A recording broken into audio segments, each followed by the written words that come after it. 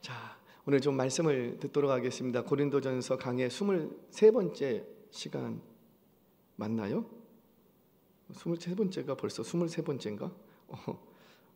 하여튼간 고린도전서 강의 시작하도록 하겠습니다. 자, 오늘은 본문 말씀을 중심으로 임박한 환난 앞에서 그 첫 번째 시간 말씀을 나누겠습니다. 자, 오늘 말씀은요, 이렇게 쭉 읽어봤는데 무슨 말씀인지 아시겠어요? 알 수도 있는 것 같고 모르는 것 같고, 글을 읽는 것에 대해서는 어렵지가 않아요. 글을 읽고 우리가 다 한글로 번역되어 있기 때문에 읽는 데는 어렵지 않아요. 근데 읽고 나서 나의 삶 속에 어떻게 적용해야 될지를 좀 어려운 부분이 바로 오늘 본문입니다. 그래서 이 본문은 사실 이 고린도전서 7장은 해석하기가 좀 까다로워요. 난제 중에 난제라 이렇게 얘기해요. 그러니까 이렇게 쭉 보면은 뭐가 어려워? 이렇게 하고 살 수 있는데, 사실 깊이 들어가면 여러분들의 삶에 직접적으로 딱 적용을 시키면은 이게 쉽지 않은 본문이라는 거죠. 왜 그런가? 해석이 어렵기 때문이 그래요. 해석이 잘못되면은 잘못된 적용으로 나아갈 수가 있습니다. 왜 이렇게 오늘 본문이 해석하기 어려운 본문이냐면, 오늘 말씀은 현재 내가 지금 독신으로 있는 그리스도인들에게 주시는 말씀이기 때문이에요. 그러니까 독신으로 있는 그리스도인들에게, 즉 오늘 이 말씀은 1세기에 독신으로 있던 고린도 지역에 있던 그 독신으로 있는 그리스도인들에게도 주시는 말씀이고, 오늘날 우리에게도 주시는 말씀이고, 아멘이세요? 앞으로도 일어날 그리스도인들에게 주시는 말씀이기 때문이에요. 그러니까 이런 거죠. 1세기에도 그리스도인들 안에 독신이 있었을까요? 없었을까요? 있었죠. 오늘날도 그리스도인들 중에 독신으로 있는 이가 있어요? 없어요? 있죠. 그러니까 앞으로도 독신으로 있는 이가 있다라는 겁니다. 그래서 만약에 해석이 시대마다 다르면 곤란한 거예요. 물론 구체적인 적용의 범주는 달라질 수가 있어요. 그러나 해석마저, 그러니까 그 진의마저도 다르다면, 1세기에 때는 이런 말이고 오늘날은 이런 말이고 앞으로 뭐 100년 후에는 이런 말씀이고, 이렇게 진의가 바뀌어진다면 이 성경 말씀을 우리가 믿을 수 있어요? 없어요? 없게 된다는 거죠. 크게 위험해집니다. 그래서 적용의 범주는 시대마다 환경마다 약간씩 달라질 수는 있으나 그 말씀의 진의, 이 말씀이 담고 있는 본질은 바뀐다 안 바뀐다? 바뀌어서는 안 된다라는 거지요. 자, 그렇다면 그래서 해석하기가 어려워요. 자, 그렇다면 그리스도인들 가운데 독신으로 있는 자들, 여기서의 독신이라는 말은 독신주의, 비혼주의 이런 걸 말하는 게 아니라 그냥 홀로 있는, 지금 내가 존재 자체가 홀로 있는 거예요. 아직 결혼을 하지 않았거나 아니면 사별을 했거나 뭘 했거나, 하여튼간 내가 결혼을 하지 않고 어디에 매이지 않고 홀로 있는 경우, 그런 경우에 앞으로 내가 결혼을 해야 되겠습니까? 아니면 그냥 이렇게 혼자 살아야 되겠습니까? 여기에 대한 문제였다라는 거지요. 그래서 참 해석하기가 어렵습니다. 여러분들한테 한번 질문해 볼게요. 내가 지금 홀로 있어요. 그러면은 아직 결혼하지 않았어요. 우리 처녀 총각들, 결혼하지 않은 저기도 있고, 뭐 그냥 결혼하지 말고 혼자 살라는 거예요? 아니면 결혼하라는 거예요? 이게 해석이 애매모호하니까는 내가 말하기가, 적용하기가 어려워요. 자, 독신으로 살라고 말하기에는 결혼을 통해서 번성하기를 원하시는 하나님의 원대한 뜻과 정면으로 부딪힙니다. 그렇죠? 우리는 결혼하라고 배웠는데, 가정을 이루어야 배웠는데, 그 하나님의 원대한 뜻, 창조 때 말씀하셨던 부부가 하나 되는 것, 결혼제도, 이것을 우리는 알고 있는데 창세기 때는 그렇게 말을 하고 고린도전서에서는 혼자 있어도 된다 이렇게 말하면 이게 정면으로 충돌을 일으킵니다. 그래서 독신으로 있는 그리스도인에게 결혼하지 않고 독신으로 살아도 됩니다 이렇게 말하기도 좀 애매하고, 그렇다고 해서 독신으로는 절대 있으면 안 됩니다, 무조건 결혼해야 됩니다 라고 말하기에는 오늘 본문이 그 당위성을 지지하기가 조금 너무 빈약하다라는 거예요. 그래서 뭐 다음 주에도 살펴보겠지만 과부로 있는 경우, 여기서 과부라는 것은 사별하거나 아니면 원치 않는 이혼을 하고 나서 남은 삶을 내가 어떻게 살아야 되겠습니까? 혼자 살아야 되겠습니까? 아니면 다시 재혼을 할까요? 뭐 이런 문제들까지 다룹니다. 이런 문제들도 사실 해석의 어려움을 가지고 있어요. 도대체 독신으로 그냥 살라는 건지 아니면 결혼을 하라는 건지, 여기 명확하게 우리에게 좀 말씀해 주셨으면 좋겠는데 그게 명확하게 선명하게 드러나지가 않아요. 그렇기 때문에 해석하기가 좀 어렵습니다. 자, 그런데 이제부터 그 해석의 빛을 좀 찾아가도록 하겠습니다. 자, 우리가 왜 이렇게 방황을 하냐면 이 본문을 대하는 접근 방식이 잘못되어 있기 때문이에요. 잘못되어 있기 때문에. 그러니까 전제가 잘못되면은 아무리 거기서 무슨 답을 도출하려고 해도 옳은 답일까요? 잘못된 답일까요? 할렐루야? 잘못된 답이죠. 전제가 잘못되면 질문이 잘못되고요. 질문이 잘못됐는데 좋은 답을 기대하는 건 어리석은 거예요. 그러니까 전제가 바라야 돼요. 그러니까 이 본문을 대할 때 우리가 접근 방식을 조금 달리할 필요가 있습니다. 요거 하나만 붙들어도 이 해석이 굉장히 쉬워집니다. 자, 여러분 기억하세요. 이미 다 얘기했던 거예요. 얘기했던 거 다 정리만 할 거예요. 보세요. 지금 1장에서 6장까지의 고린도전서의 내용은 뭐였냐면 교회 안에서 발생했던 문제들에 대해서 바울이 책망하는 거예요. 그렇죠? 근친상간의 죄라든지 뭐 이런 세상 법정에 막 호소한다든지 이런 문제들, 음란의 문제들, 파당짓는 문제들, 분쟁하는 문제들, 교회 안에서 일어났던 종교적, 윤리, 도덕적인 문제들이 딱 발생을 했는데 그 문제에 대해서 바울이 책망하는 내용이에요. 그게 1장에서 6장까지의 내용입니다. 그런데 지금 우리가 살펴보는 이 7장 이하는 고린도 교회 안에 있었던 문제를 가지고 오는 게 아니라 이들이 바울에게 질문하는 내용에 대해서 답변을 준 거예요. 그걸 기억하셔야 돼요. 어떤 문제가 발생했다기보다는 뭐 했다고요? 질문했다라는 거지요. 즉 오늘 이 본문에서 고린도 교회 누군가가 질문을 한 거예요. 독신의 문제를 언급하고 있는데 그 이유가 뭐냐면 고린도 교회 안에서 독신의 문제를 질문했다라는 거죠. 바울에게 편지를 써서 질문을 한 거예요. 그 내용은 뭐냐면 주변에 이렇게 보니까 독신으로 사는 사람들이 있는데 저들 보니까 참 예수님 나라 위해서 열심히 일하는 것 같습니다. 우리도 독신으로 살아야 되겠습니까? 어떻게 할까요? 라고 바울에게 질문을 한 거예요. 그 질문에 대해서 답변하는 내용이 오늘 본문의 내용입니다. 자, 그러려면 왜 이 질문을 해야만 했는지에 대해서 좀 아셔야지 돼요. 이게 배경 지식이 좀 있어야 됩니다.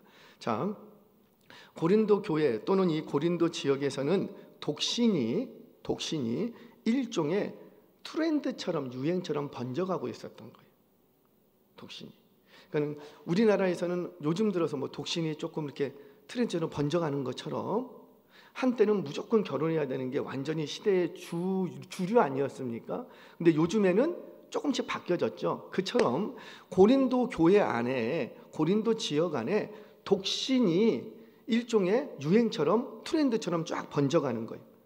마치 독신으로 지내는 것이 구원의 완성을 이룬 것처럼, 마치 독신으로 사는 것이 거룩을 완성한 것처럼 생각하기 시작했다라는 거죠.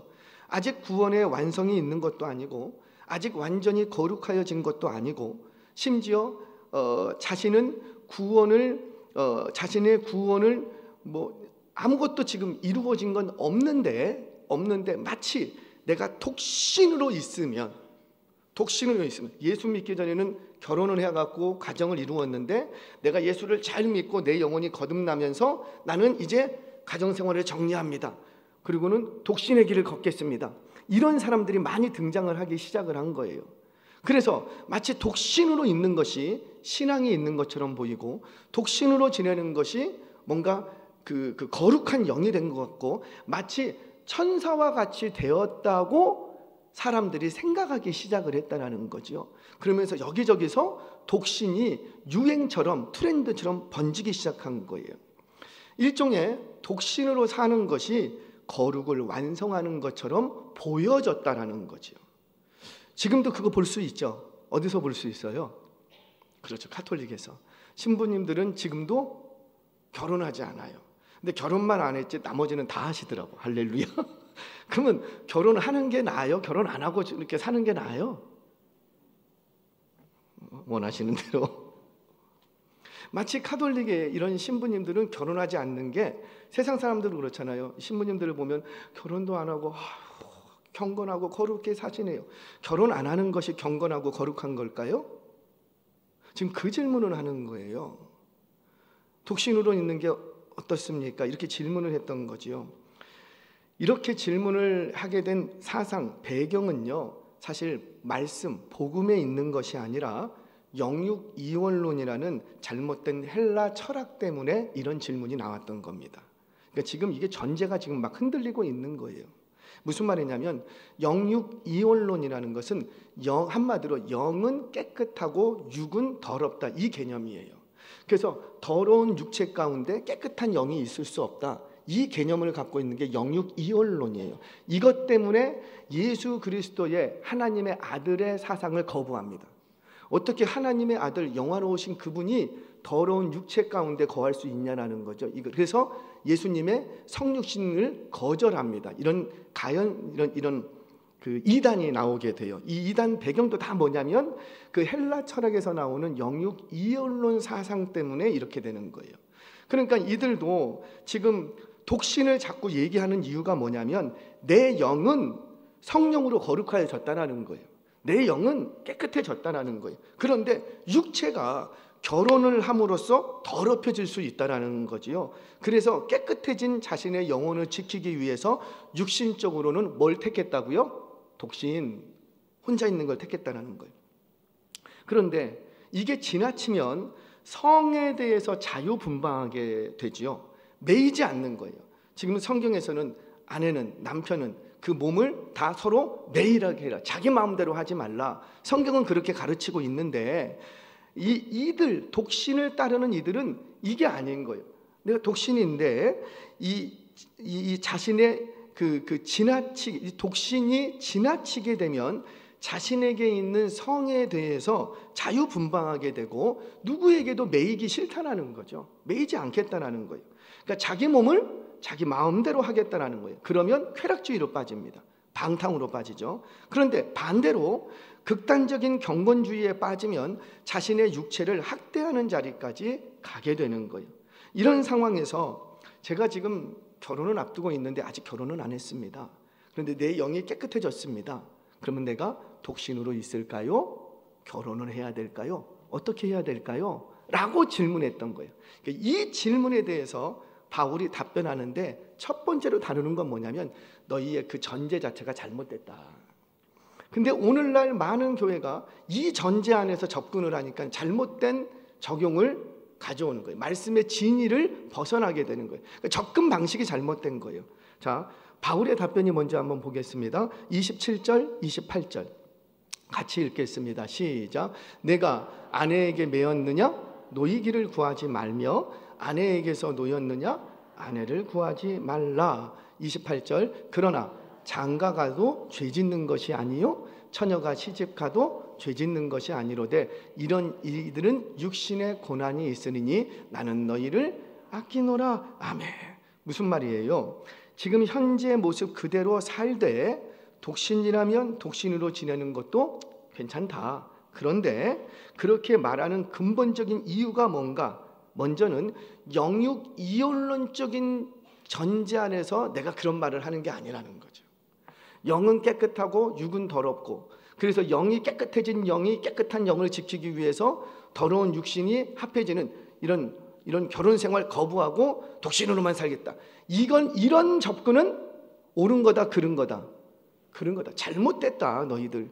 그렇게 접근하면 안 된다. 그래서 뭐라고 말합니까? 장가가도 죄 짓는 것이 아니요 장가가지 않아도 죄 짓는 것도 아니다. 처녀가 시집가도 죄 짓는 것이 아니다 라고 말을 해주는 거예요.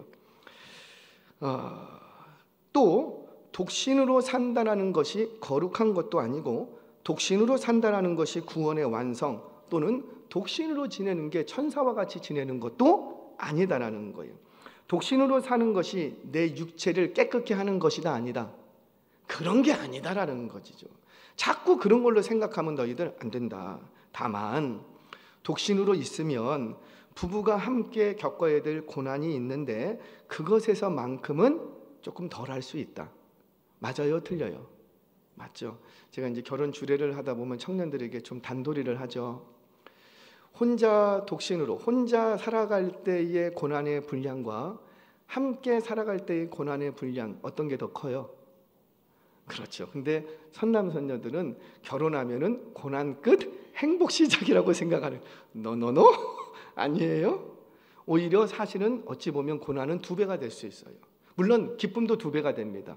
왜냐하면 나 혼자 살 때는 나 혼자만의 기쁨인데 남편이 있으므로 남편의 기쁨이 또 누구의 기쁨이 되고 나의 기쁨이 되죠. 그래서 기쁨도 2배예요. 하지만 고난도 2배가 되는 거예요. 아무래도 나하고 나만 있을 때는 그냥 우리 집안 문제로 그냥 끙끙 앓고 끝났는데 남편이 있으므로 남편 플러스 남편의 집안 문제까지 같이 그 고민을 떠안아야 되기 때문에 사실은 고난도 더 분량도 많아지는 게 사실이에요. 그런 의미에서 이게 현실적인 의미죠. 그런 의미에서 너희가 그 결혼 생활을 하면 고난이 더 많을 것이다. 이 얘기를 해주는 것 뿐이에요. 그렇다고 해서 고난 당하기 싫거든 독신으로 지내라. 그 말은 또 아니에요. 그 말은. 자, 그러니까 우리가 생각하는 것과 당시 질문의 초점이 다르다는 것을 먼저 이해하셔야지 돼요. 접근 방식이 달라요. 전제 자체를 바꾸셔야 돼요. 자, 이걸 바로 이해하면 나머지는 쉽게 해결이 됩니다. 자, 우리 25절 같이 한번 읽겠습니다. 시작. 처녀에 대하여는 주께 받은 계명이 없으되 주의 자비하심을 받아서 충성스러운 자 된 내가 의견을 말하노니. 아멘. 자, 자막 조금만 좀 띄워놔 주세요. 여러분, 지금 바울이 지금 교회에서 내가 지금 결혼을 앞두고 있는데 아직 결혼하지 않았는데 앞으로도 결혼하지 말고 그냥 독신으로 살까요? 이렇게 질문을 했어요. 근데 그 질문의 배경이 뭐였다고요? 성경적인 질문이 아니었고 그 배경 자체가 영육 이혼론이라는 잘못된 사상에서 접근했다는 거죠. 마치 독신으로 있는 것이 거룩한 것처럼 잘못된 생각을 갖고 있었다는 거예요. 그래서 그거 아니다 먼저 환기를 시켜줍니다. 그러면서 뭐라고 얘기를 하냐면 오늘 이 말씀이 오늘 너희에게 주는 이 말씀이 내가 주께 받은 계명이 있다 없다? 없다 이렇게 얘기합니다. 주님으로부터 어떤 명령이나 계명도 받은 게 없다. 그러면 오늘 이 바울이 이 기록한 이 말씀을 오늘날 우리에게 주시는 하나님의 말씀으로 받을 수 있어요? 받을 수 없어요? 자, 다시요. 오늘 여기서 얘기하잖아요. 내가 주께 받은 계명이 있다 없다? 이건 누구 의견이다? 내가 의견, 나의 의견이다 이거예요. 이미 피력을 했어요. 그러면 우리는 이 고린도전서 5장 7장에 있는 이 말씀을 바울의 의견으로 받아야 돼요? 아니면 하나님의 말씀으로 받아야 돼요? 자, 다시요. 지금 자기 의견이라고 내가 의견을 말하노라 이렇게 했어요. 그러면 이 내용을 독신에 관한 문제에 대해서 답변을 주는데 이 내용을 바울의 의견이에요? 하나님의 말씀으로 받아야 돼요? 흔들리지 마시기 바랍니다. 흔들리면 안 돼. 성경은 뭐라? 그렇죠. 구원을 주시는 하나님의 말씀이다. 아멘이세요? 우리와 신학을 달리하는 이들은 말씀도 있다 이렇게 얘기해요. 성경 66권 속에 하나님의 말씀도 있고 바울의 말도 있고 욥의 말도 있고 베드로의 말도 있고 그래서 마귀의 말도 있고 그러니 그런 거 다 제어해야 된다. 제거하고 순수한 복음, 캐리그마라고 합니다. 이거를 순수한 복음을 우리는 붙들어야 된다. 이렇게 주장하면서 일어나는 자유주의자들이 있어요. 그래서 성경을 난도질합니다. 그래서 캐리그마를 빼냈어요. 그랬더니만 성경 몇 절밖에 없어. 그 몇 절이 뭘까요? 오직 누가 하신 말씀? 그렇죠. 예수님이 하신 빨간색으로 써진 그 말씀. 그것도 전부가 아니야. 성경을 난도질해 갖고요. 그거 조금 남겨놓은 거예요. 여러분 흔들리지 마시기 바랍니다. 누가 뭐래도 성경 66권은 우리에게 구원을 주시는 하나님의 말씀. 아멘이세요? 목사님 마귀의 말도 있다는데 그거 누구의 허락하에? 그렇죠. 하나님께서 그 입술을 움직여 허락해 주신 것이지 그렇지 않았으면 그 입을 콱 꿰매버렸다고요. 오늘 그 얘기를 합니다. 자, 오늘 여기서 뭐라 그래요? 자, 25절에 내가 주께 받은 계명이 없으되 내가 의견을 말한다. 그런데 내 의견의 출처를 밝힙니다. 출처가 뭐라? 주의 자비하심을 받아서 충성스러운 자 된 내가. 그러니까 내가 지금 말하는 이 출처는 내가 내 입을 통해서 내 의견을 말하는 것 같지만 사실은 내 출처가, 이 말의 출처가 어디라는 거예요? 그렇죠. 주님 앞에 내가 그 다메섹에서 예수님, 부활하신 예수님 만나고 하나님으로부터 사명을 받고 내가 주의 일을 충성스럽게 일을 해 가다 보니 하나님, 예수님의 마음이 뭔지 알겠다.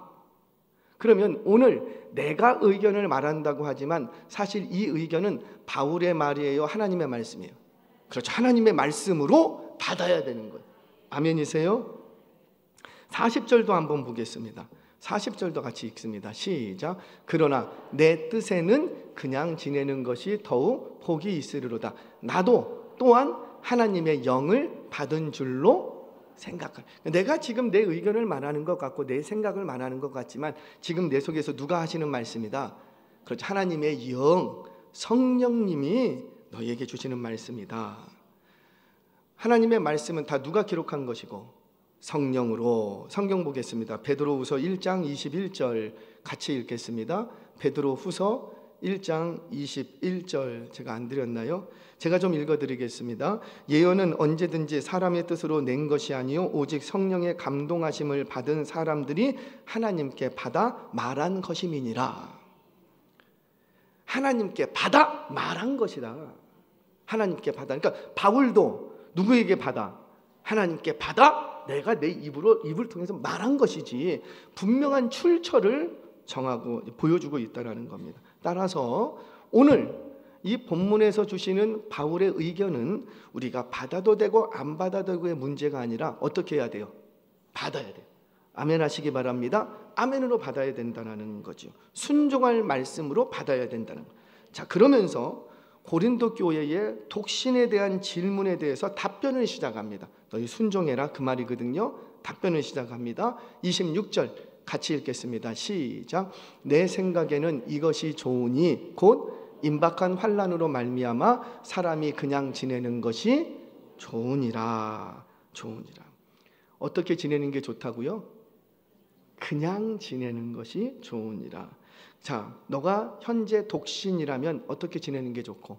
독신으로. 너가 결혼한 자라면 어떻게 지내는 게 좋고? 그렇죠. 그냥 지내는 게 좋으니라. 일부러 우리 지난 시간에도 수요일날 말씀드렸어요. 의도적으로 내가 이 상황을 뒤집어 바꾸려고 애쓰지 말라. 있는 바 부르신 자리에서 그냥 그대로 지내라. 근데 이렇게 말하는 이유가 뭐냐면은 임박한 환난이라는 제한적인 상황을 둔다라는 거죠. 임박한 환난. 실제로 바울이 이렇게 복음을 전하고 곧 임박한 환난, 대환난의 시기가 옵니다. 로마에서 10대 환난이라고 하는 엄청난 환난이 옵니다. 그래서 이 로마에 있던 믿음의 백성들이 카타콤으로 다 들어가고 일상생활을 하지는 못해요. 굶어 죽는 자들이 파다하게 나옵니다. 왜? 시장 경제 활동을 못해. 믿음을 지키려고 하다 보니까. 근데 나 혼자가 있으면 별 문제가 안 되네. 부양해야 될 가족들이 있어. 그것 때문에 배도자들이 많이 생겼다고요. 그것 때문에. 왜? 가족들을 굶겨 죽는 걸 도저히 볼 수가 없어. 그래서 나 예수 믿기를 포기합니다. 그리고 시장으로 나가고. 그래서 이것들 배도자들이 그때 막 등장을 하게 됩니다. 심각한 환난 앞에. 그런 것들을 내다보면서 심각한 환난과 임박한 환난, 종말의 시기가 곧 다가오는데, 가까운데 굳이 뭐 다른 걸 하려고 애쓰기보다는 지금 있는 자리를 잘 감당해라. 지금 그렇게 얘기를 하는 거예요. 임박한 환난 앞에서 결혼하려고 애쓰지도 말고, 그렇다고 해서 아내가 있는 남편이 독신처럼 살지도 말라라는 거지요. 가정이 있는 자는 가정을 버리지 말고, 현재 가정을 일구지 않았다면 굳이 가정을 일구려고 애쓰지도 말라라는 거예요. 왜? 지금은 어떤 시기니까 임박한 환난을 눈앞에 두고 있기 때문이라는 거죠. 자, 예를 들어 볼게요. 제가 시한부 인생이에요. 한 달밖에 못 살아요. 나 병원에 갔더니 아이고 길어야 한 달이네요. 그랬어요. 그러면 앞으로 한 달밖에 못 살면 제가 그 한 달이라는 시간 동안에 뭘 해야 될까요? 제가 아직 결혼 안 했어요. 예를 든 거예요. 결혼하지 않았어요. 그러면은 한 달밖에 못 사는데 내가 결혼이라도 하고 죽어봐야 되겠다. 누구랑 결혼할까? 거기에 막 신경 쓰면서 막 다녀야 되겠죠? 왜 안 돼? 뭘 해야 될까요? 부모님께 못다한 효도가 있으면 한 달이라는 시간 동안에 부모님 곁에서 조금 효도를 좀 더 하고, 내가 그동안에 찾아봐야 될 사람들이 있었는데 바쁘다는 핑계대로 찾아보지 못했던, 고마웠던, 사랑했던 사람들이 있으면 그 시간을 빌어서 좀 인사도 드리고 사랑의 표현도 하고, 뭐 그런 시간들로 가져야 되지 않겠습니까? 그런데 내가 못한 거 있다고 그 못한 거 한번 해보겠다고. 여러분, 시한부 인생은요, 뭔가 새로운 일을 시작하는 시간이 아니에요. 지금 흘러왔던 시간을 잘 마무리해야 될 시간이지, 한 달이라는 시한부 인생을 두고 뭔가 내가 새로운 일을 한다? 그건 어리석은 거죠. 이제까지 살아왔던 삶, 잘못된 게 있으면 사과하고 용서를 구하고 이제까지 왔던 삶을 잘 마무리해야 되는 시간이지, 새로운 일을 시작해야 되는 시간이 아니라는 거. 그런 의미라는 겁니다. 그런 의미. 그러면서 바울이 얘기를 하는 거예요. 너가 신앙을 가졌다고, 너가 내 영이 거듭났다고, 내 영혼이 깨끗해졌다고, 약혼을 파기하고 또는 결혼 생활을 하다가 그거 정리하고 막 그러지 말라라는 거죠. 그냥 지금은 새로운 일을 하는 게 아니고 지금 있는 삶을 잘 마무리해야 될 시간이지 새로운 일을 추진할 시간이 아니라는 거예요. 그런데 이렇게 해야 되는 경우는 제한적인 상황이라 그랬죠. 어떤 상황이라? 임박한 환난, 시한부 인생, 이런 경우들이 얘기를 하는 거예요. 자, 그러면 바울이 지금 이렇게 얘기하는 본질, 진의가 뭐냐? 이 진의를 알아야 모든 시대 속에서 누구라도 다 적용하면서 순종할 수가 있는 거예요. 자, 말씀을 봅니다. 29절에서 31절 말씀 같이 읽겠습니다. 시작. 형제들아, 내가 이 말을 하노니 그때가 단축하여진 고로 이후부터 안에 있는 자는 없는 자같이 하며 우는 자들은 울지 않는 자같이 하며 기쁜 자들은 기쁘지 않은 자같이 하며 매매하는 자들은 없는 자같이 하며 세상 물건을 쓰는 자들은 다 쓰지 못하는 자같이 하라. 이 세상의 외형은 지나감이니라. 아멘. 이게 무슨 말씀인지 좀 이해가 되세요? 이거 국어인데도 좀 어렵더라고요. 몇 번을 읽어봐야지 되겠더라고요. 자, 여러분, 임박한 고난 앞에서는 안에 있는 자들은 마치 안에 없는 자같이 살아라, 이렇게 얘기합니다. 이 말은 뭐예요? 안에 없는 자같이 살아라. 그러면 가장과 남편의 본분을 버리고 살아라, 그 뜻입니까? 최소한 그런 말은 아닐 거 아니에요? 그러니까 오늘 종말이 온다고 할지라도 우리는 오늘 살던 그 삶을 살아내야 됩니다. 오늘 종말이 온다고 출근 안 하고 버스 운전기사가 버스 운전 안 하고 이러면 안 된다는 거죠. 그냥 오늘 종말이 온다 할지라도 오늘 살던 삶을 살아야 되는 게 우리 그리스도인들의 본분이에요. 그러면 왜 있는 거를 없는 것 같이 여기고 살라, 이렇게 얘기를 할까? 다만 바울이 말하고자 하는 것은 그동안 너가 절대시했던 것들을 더 이상 절대시하지 말라라는 거죠. 이거 없으면 안 돼.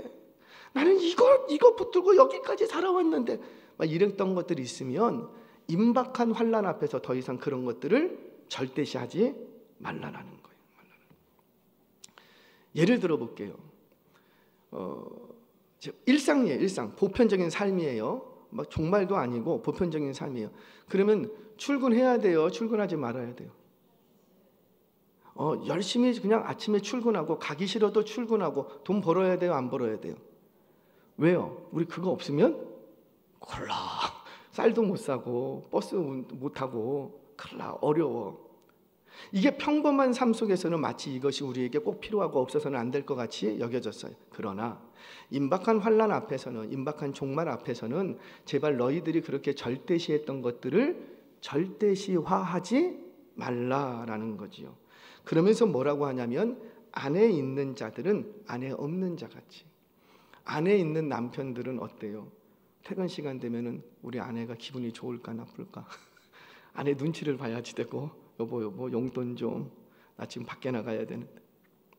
그런데 그날이 되면 안에 있는 자들도 안에 없는 자같이 하고 매이지 말라라는 거죠. 묶이지 말라라는 거죠. 우는 자들은 울지 않는 것. 고난이 많았던 인생 맨날 울었는데 더 이상은 거기에 매이지 말라라는 거예요. 기쁜 자들은 기쁘지 않은 것 같이 막 내가 좋은 데 취직했다고 막 들떠서 다녔는데 사실 임박한 환난 앞에서는 그런 것도 별 의미가 없는 거라는 거예요. 매매하는 자들은 없는 자같이. 매매하는 자들이 무슨 말이에요?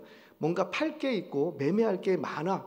그런데 임박한 환난과 종말 앞에서는 마치 아무것도 가지지 않은 것처럼, 물건을 쓰는 자들은 다 쓰지 못하는 자같이 그렇게 살라라는 거예요. 이게 무슨 말이냐면 이거 없으면 안 돼라고 생각했던 모든 세상적인 것들에 대해서 매이지 말라라는 거죠. 매이지 말라. 왜 그런가? 임박한 고난과 종말 앞에서는 그런 것들은 모두 한순간에 사라질 것들이기 때문이에요. 물론 평소에는 그런 것들이 우리의 삶의 근간을 이룹니다. 그렇죠? 아침에 제가 출근을 하려고 그래요. 근데 아침에 출근하면 항상 자동차를 타고 이렇게 출근을 해요. 근데 그날따라 막 시동이 안 걸려, 차가. 그러면 그날 출근하는 길에 기분이 좋아요, 나빠요? 다 차도 없으면서 잘 알아요. 다 나빠. 기분이 안 좋아. 그래서 어떻게 하냐면 출근할 때 그런 일이 발생하지 않도록 내 차는 언제 고쳐야 되나, 뭘 언제쯤 바꿔야 되나, 이상은 없나, 늘상 차에 신경을 썼다고요. 그런데 임박한 종말과 환난 앞에서는 더 이상 그 차가 별로 의미가 없으니 너무 거기에 매일 필요가 없다라는 거죠. 그런 의미인 거예요. 자, 그렇다면 임박한 환난과 종말 앞에서 그런 것들에 매이지 않으려면 도대체 우리는 무엇을 고려하며 살아야 될 것인가? 이것만 얘기하고 마치겠습니다. 32절에서 35절 좀 긴 본문인데 이게 핵심 구절이에요. 핵심 구절 우리 차분히 읽어가겠습니다. 시작. 너희가 염려 없기를 원하노라. 장가가지 않은 자는 주의 일을 염려하여 어찌하여 주를 기쁘시게 할까 하되 장가간 자는 세상 일을 염려하여 어찌하여야 아내를 기쁘게 할까 하여 마음이 갈라지며 시집가지 않은 자와 처녀는 주의 일을 염려하여 몸과 영을 다 거룩하게 하려 하되 시집간 자는 세상 일을 염려하여 어찌하여야 남편을 기쁘게 할까 하느니라. 내가 이것을 말함은 너희의 유익을 위함이요 너희에게 올무를 놓으려 함이 아니니 오직 너희로 하여금 이치에 합당하게 하여 흐트러짐이 없이 주를 섬기게 하려 함이라. 아멘. 무슨 말이에요? 무슨 일을 하든지 어떤 형편에 있든지 임박한 환난과 종말 앞에서는 너가 먼저 고려해야 될 것이 있다. 고려해야 될 게 그게 뭐예요? 그렇죠. 내가 누구를 기쁘게 할 것이냐, 누구를 기쁘게 할 것이냐, 누구를 섬길 것이냐, 그 부분에 대해서 먼저 고려하라는 거죠. 어떻게 해야 주를 기쁘시게 할 수 있을까? 어떻게 하는 것이 흐트러짐 없이 주를 섬기는 것인가? 여기서의 흐트러짐이 없다라는 말은 마음이 나뉘지 않는 것을 얘기합니다. 나뉘지 않는 것. 이걸 먼저 고려하라라는 거예요. 이 말씀은 사실 오늘날 우리 신앙생활은 우리 그리스도인들에게도 그대로 적용이 돼요, 안 돼요? 그렇죠. 적용이 되는. 임박한 환난과 종말이 사실은 아니라 할지라도 우리는 오늘을 내가 어떻게 살아가야 될지 오늘 이 말씀을 통해서 빛을 얻게 되는 거예요. 말씀을 정리하겠습니다. 이 말씀은 오늘날 우리에게도 고스란히 적용이 됩니다.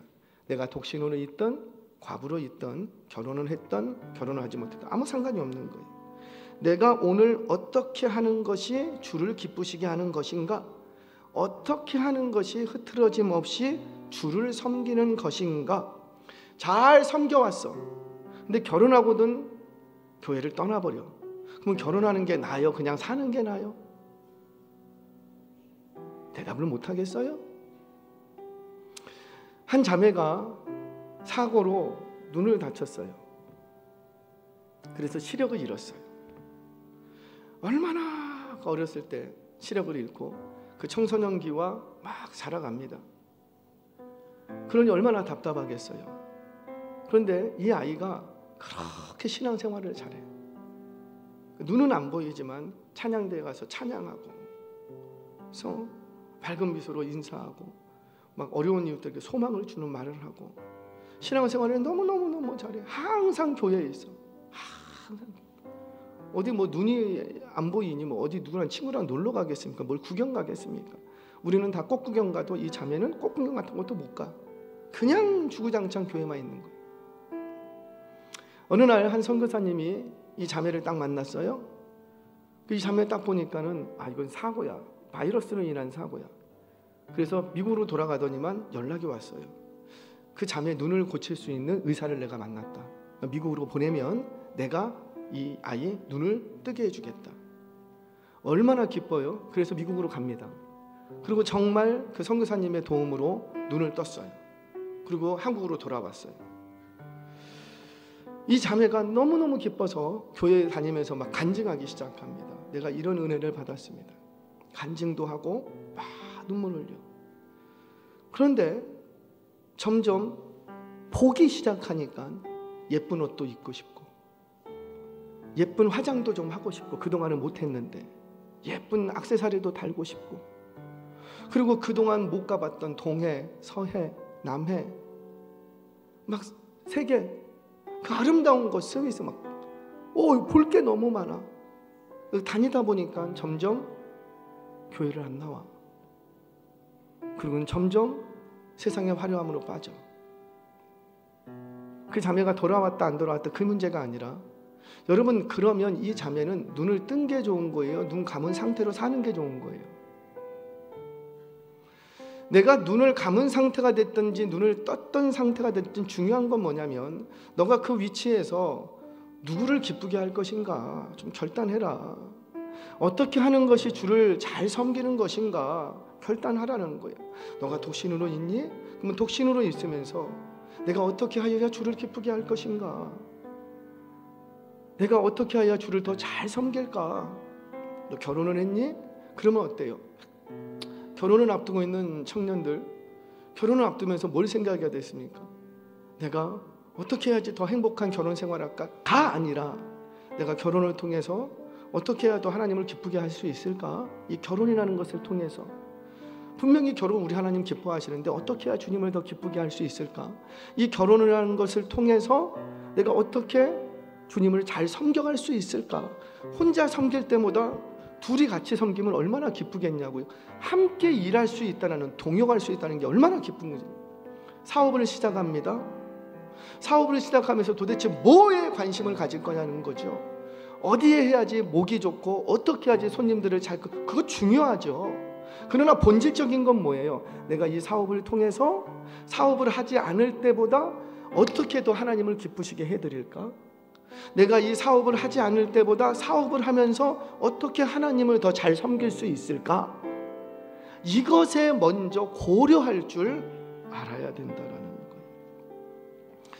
여러분, 세상의 진리 중에 하나는 세상은 변한다라는 것은 절대 변하지 않는다고 합니다. 세상은 변한다라는 것은 절대 변하지 않는데, 그러니까 항상 세상은 어떻다고 해요? 변한다. 어제 이게 절대적이야, 나한테는 이게 절대적이야 라고 했던 그것이 한 10년쯤 지나면 절대적인 게 아닐 수가 있어요.